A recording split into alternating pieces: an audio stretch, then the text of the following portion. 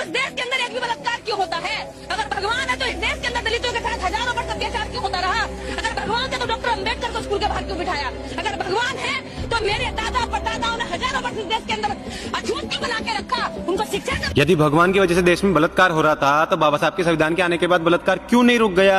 यदि संविधान से ही बलात्कार रुक जाता तो आज देश में 70% से अधिक बलात्कार हो चुके हैं, उन बलात्कारियों को फांसी क्यों नहीं हुई? यदि संविधान से चोर डकैते डाकू सब रुक जाते तो संविधान से पहले नहीं रुके थे, तो अब संविधान के आने के बाद क्यों नहीं रुक गए? तुम्हारे कहने के मुताबिक बाबा साहब के आने के बाद स्कूल खुला, तो फिर बाबा साहब को स्कूल के बाहर कैसे बिठाया?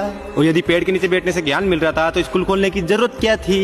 और यदि बाबा साहब के आरक्षण के बाद ही नौकरियां मिल रही थी तो बाबा साहब को नौकरी पहले कैसे मिल गई थी? और यदि स्कूल बाबा साहब के आने के बाद ही खुले थे तो बाबा साहब ने 32 डिग्रियां हासिल कैसे कर ली? और गौतम बुद्ध यदि भगवान के खिलाफ थे तो खुद किसका ध्यान करते थे? और यदि तुम लोगों को भगवा रंग से इतनी दिक्कत है तो गौतम बुद्ध खुद भगवा क्यों पहनते थे? सावित्रीबाई फुले के आने बाद अगर लड़कियों को शिक्षा मिली तो फिर सावित्रीबाई को शिक्षा किसने दी थी?